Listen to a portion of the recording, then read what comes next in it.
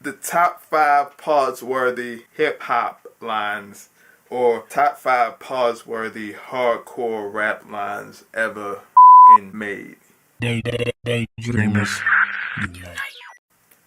This post, oh shit, I don't know how to gonna say this long ass sentence, man. This post is in no way intended to offend anyone based on their views or sexual orientation, nor intended to perpetuate any ignorant hate against a particular rapper, regardless of their sexual preference or even their overall artistic expression. I gotta cut that up a lot. Now, I present some of the weirdest pause-worthy rap lines ever made. Number 5, Mobb Deep or Prodigy. Why your niggas stay behind me in the red? I get this line. I really do. He's with a bunch of his niggas and they all mobbing, of course. You know what I mean? They live. He'll fuck you up first, and then the niggas surrounding him behind him, they so live they'll fuck you up too, just in case you didn't get fucked up by Prodigy or Havoc enough. You know? Just imagine the Chief Keef video. Pretty much. Keef is in front, niggas in the rear. I got it. But just take this line out of context. Just really say it to yourself. And you see why this line made this list. Behind me in the red. Number 4. Yeah, yo, bring the condoms. I'm in room 203. Free. This is one of the lines that upon the release of the Massacre in 2003, or 2005, I'm sorry, everyone gathered was suspect. Before people said suspect, people were like, what the fuck was that? The thing was, 50 Cent was seen as such a hardcore dude with loads of street credibility that anything against his manhood was seen as sort of blasphemous at the time. Granted, the line can be interpreted to him saying, hey Tony, I got all these bitches in my room and no condoms. And Tony's like, hey, I got condoms so we can fuck these bitches. And 50's like, awesome, yeah, yo, bring the condoms. It's like, what room you in? He's like, room 203. And Yayo's like, affirmative. But at the end of the day, this just sounds like 50 calling Yayo up to his room for a special meeting. I know the line is saying the former and not the latter. Also, within the context of the following line about the bitch in his room resembling Lil' Kim before the surgery, this is no line to be worried about. Surprisingly, according to Rap Genius, the line is also is often misinterpreted. Of course it is. It sounds weird. Number 3. You need a fag to come and tear a new hole in my ass. You better love me. Eminem has a scene in Seth Rogen, the Seth Rogen James Franco flick, The Interview. Good evening. I'm Dave Skylark. Eminem using homo-erotic humor in his rhymes is nothing new, and something he's done since the Slim Shady LP. One could possibly do a top 10 pause-worthy Eminem lines list. Just all Eminem shit. I'm more shocked that people haven't figured it out yet. I mean, it's kind of like I've been playing gay peekaboo. Gay peekaboo. Yeah, I've pretty much just been leaving a breadcrumb trail of gayness. I see that now. You know.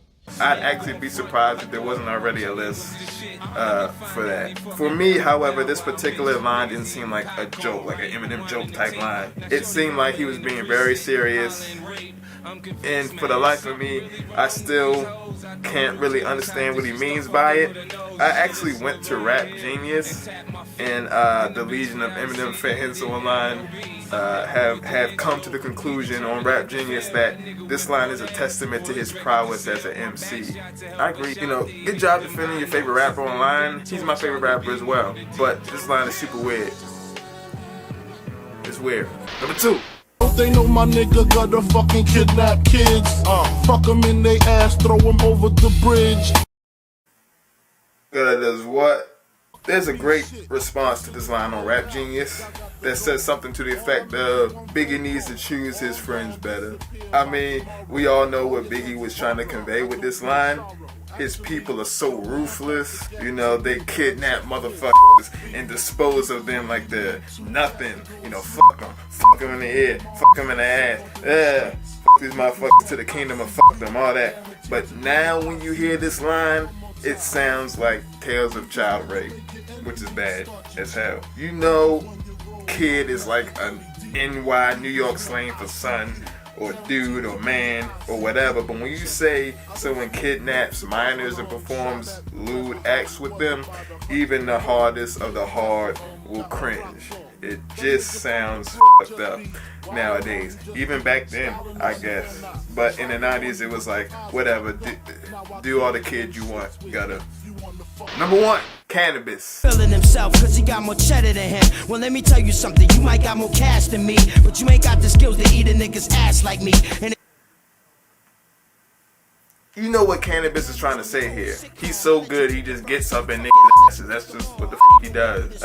In other words, he's too much for motherfuckers. You know, he's the antithesis to all things pop and swag-tastic. He's just a lyrical dude that not let mediocre rappers breathe for a second.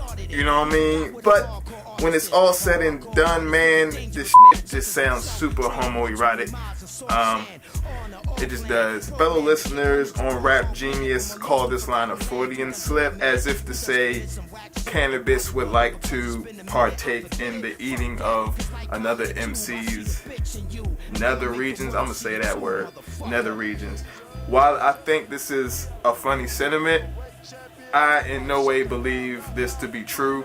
You know, I love Cannabis. I'm a Cannabis fan, and in the 90s, people talk like this. You know, get up in his ass, man, etc., whatever. You know, I think even on the intro, like Mike Tyson does, he says, "Bust that nigga hole, man." Like that shit sounds weird too. Like it's just how the motherfuckers talk back then. You feel me? But I think nowadays, however, when taken out of context, this line leaves a bad taste in people's mouths, man. Who knows? But I mean, like I said, that bite of Mike saying bust that nigga holes, like busting niggas holes, eating niggas asses, it was the 90s. That's what the fuck I guess they did. You know, it was a strange time for hardcore language in the 90s. People say our generation is softer or whatever, but I mean, you couldn't say shit like that now without getting a pause-worthy stare from your contemporaries. Honorable mention, Lunas, or Numbskull from Lunas, where he says he takes sex. I take sex to the face whenever I can. And the Biggie, again, this line that says, you look so good. Yeah, I'm not saying that. Fun fact, this is actually a Richard Pryor quote that Big was paraphrasing. Did you know that? I didn't. This is Don from Daydreamers Podcast, signing off. Daydreamers.